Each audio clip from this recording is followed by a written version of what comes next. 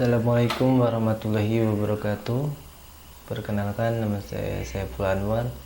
Saya dari kelas R2B1 Rekayasa Sistem Komputer. Di sini saya akan menjelaskan mata kuliah tentang kimia, yaitu tentang ada 5 pokok bahasan dalam pembahasan kali ini. Ya, tema pertama yaitu saya akan membahas tentang sifat fisik dan sifat kimia molekul. Yang kedua, teori atom, sistem periodik unsur, konfigurasi elektron, sifat unsur dalam satu golongan, sifat satu periode, dan rumus molekul. Tema yang ketiga yaitu rumus molekul empiris. Yang kedua, model molekul. Selanjutnya persamaan reaksi, selanjutnya konsep mol, stoikiometri, dan reaktan pembatas. Tema yang kedua, tema yang keempat yaitu ikatan ion, kovalen, logam, dan hidrogen. Tema yang kelima yaitu teori orbital molekul, hibridasi, gaya London, Van der Waals, dan momen dipole. Oke, pertama saya akan membahas tema pertama, sifat fisik dan sifat kimia molekul. Jadi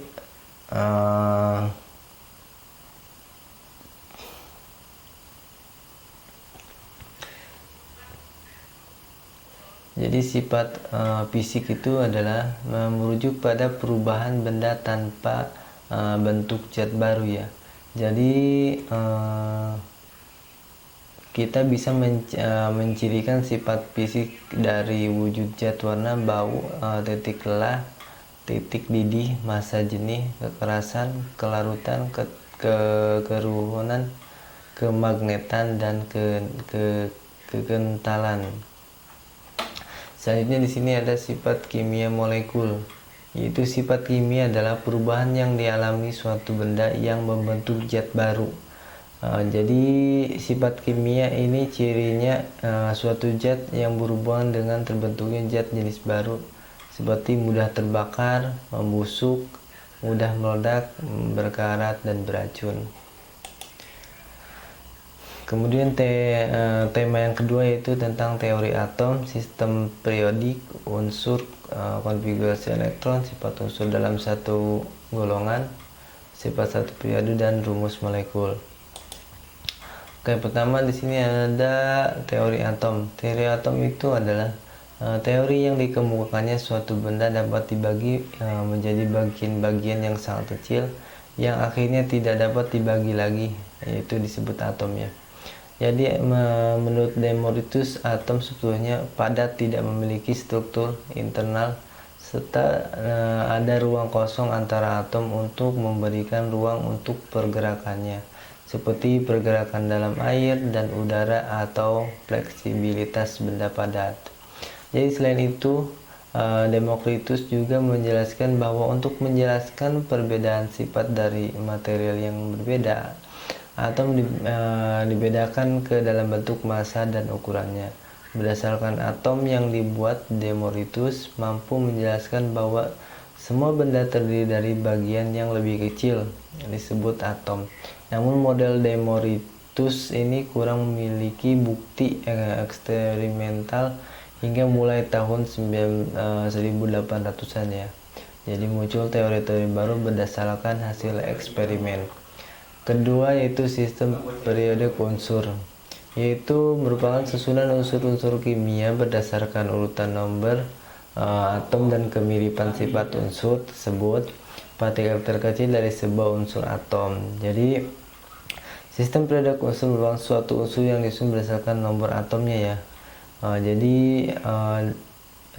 Kemiripan sifat antara unsur, mengenali, memahami, dan menghafal penting sekali dilakukan untuk bisa menghitung reaksi kimia. Di sini ada periodic table of the elements-nya, yaitu Di sini ada susunan periodik yang disusun oleh Moseley, akhirnya berkembang lebih baik sampai didapatkannya bentuk yang sekarang ini dengan mengikuti hukum periodik, bahwa bila unsur-unsur disusun berdasarkan kenaikan nomor atom, maka sifat unsur akan berulang secara periodik ya. Di sini juga ada diberi tanda dengan angka yang terdiri dari periode 1 disebut periode yang sangat pendek dan berisi 2 unsur. Yang kedua periode 2 dan periode 3 disebut periode pendek dan masing-masing berisi 8 unsur.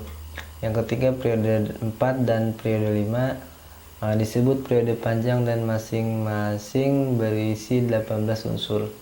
Periode keempat periode 6 disebut periode panjang berisi 32 unsur. Pada periode ini lantaida yaitu unsur nomor 58 sampai 71 dan diletakkan pada bagian bawah. Yang kelima periode 7 disebut periode belum lengkap karena mungkin masih akan bertambah lagi jumlah unsur yang akan menempatinya sampai saat ini berisi 24 unsur.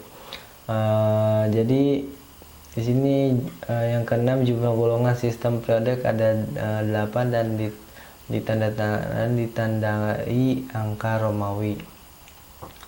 Kemudian selanjutnya yaitu konfigurasi elektron. Jadi konfigurasi elektron itu susunan elektron pada sebuah atom atau atom ion atau molekul yang berdasarkan hukum mekanika kuantum ya.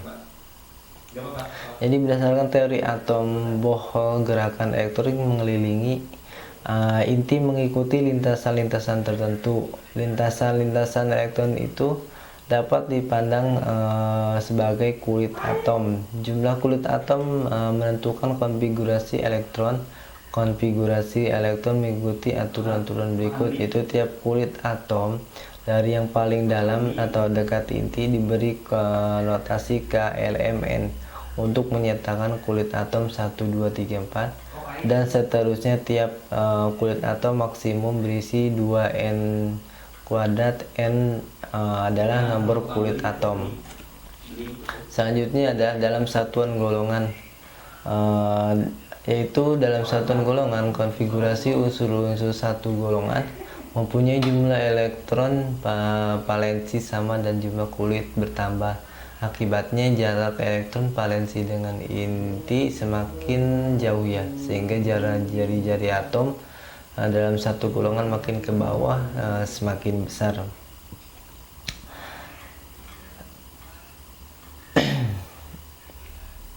Jadi selanjutnya yaitu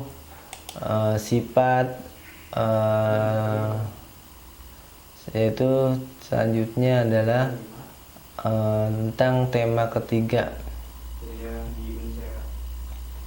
Di sini pertama saya akan menjelaskan model molekul.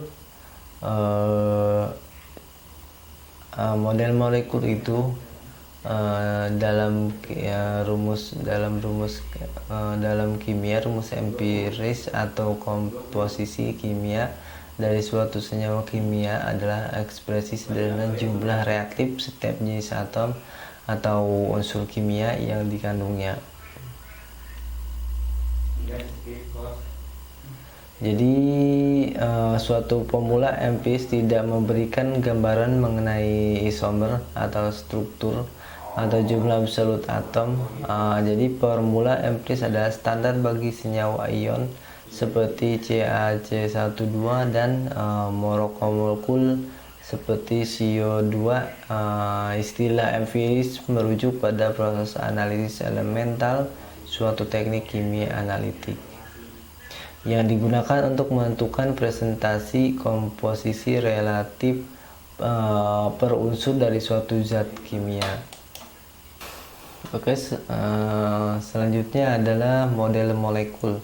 Teori PSPRR. Bunyi teori PSPRR adalah pasangan elektron dalam ikatan kimia ataupun pasangan elektron yang tidak dipakai bersama, yaitu pasangan elektron mandiri saling tolak menolak. Pasangan elektron cenderung untuk berjauhan satu sama lain, Teori ini menggambarkan arah pasangan elektron terhadap inti suatu atom.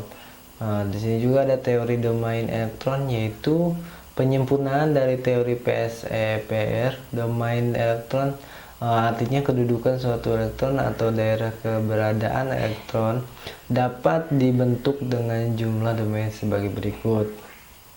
Jadi setiap elektron itu ikatan tunggal, rangkap 2 atau rangkap 3. Jadi mempunyai satu domain. Setiap pasangan elektron bebas mempunyai nilai satu domain. Kemudian adalah persamaan reaksi atau persamaan kimia adalah penulisan simbolis dari sebuah reaksi kimia. Rumus kimia reaksi ditulis Jeremy Benjamin Richter dan di akhir abad ke-19. Ini berkaitan dengan jumlah reaktan dan produk pada reaksi kimia. Jadi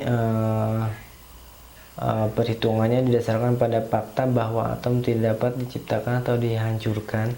Jumlah dan jenis atom sebelum dan sesudah reaksi selalu sama. Kemudian reaktan pembatas, yaitu suatu reaksi kimia berbandingan mol zat-zat reaksi yang ditambahkan tidak selalu sama dengan perbandingan koefisien reaksi. Kemudian tema yang keempat itu ikatan ion kovalen logam hidrogen. Pertama di sini menjelaskan tentang ikatan ion ya. Ikatan ion terjadi akibat adanya sarah terima elektron sehingga membentuk ion positif dan ion negatif yang konfigurasi elektronnya sama dengan gas mulia. Yang selanjutnya ikatan kovalen terjadi karena adanya pemakaian pasangan elektron secara bersama-sama saling meminjamkan elektron valensinya untuk mencapai konfigurasi elektron yang stabil. Kemudian ikatan logam, yaitu saling meminjamkan elektron antara atom logam dan jumlah sangat banyak. Setiap atom menyerahkan elektron valensianya untuk digunakan bersama-sama. Kemudian ada ikatan hidrogen. Ikatan hidrogen itu adalah sejenis gaya tarik antara molekul atau antar dipol yang terjadi antara dua muatan listrik varisial dengan polaritas yang berlawanan. Kemudian yang tema kelima yaitu teori orbital molekul, hibridisasi, gaya London, van der Waals, dan moment dipole. Jadi teori orbital molekul itu teori yang menjelaskan ikatan kimia melalui diagram orbital molekul. Sifat magnet dan sifat-sifat molekul dapat dengan mudah dijelaskan dengan menggunakan pendekatan mekanika kuantum lain yang disebut dengan teori orbital molekul.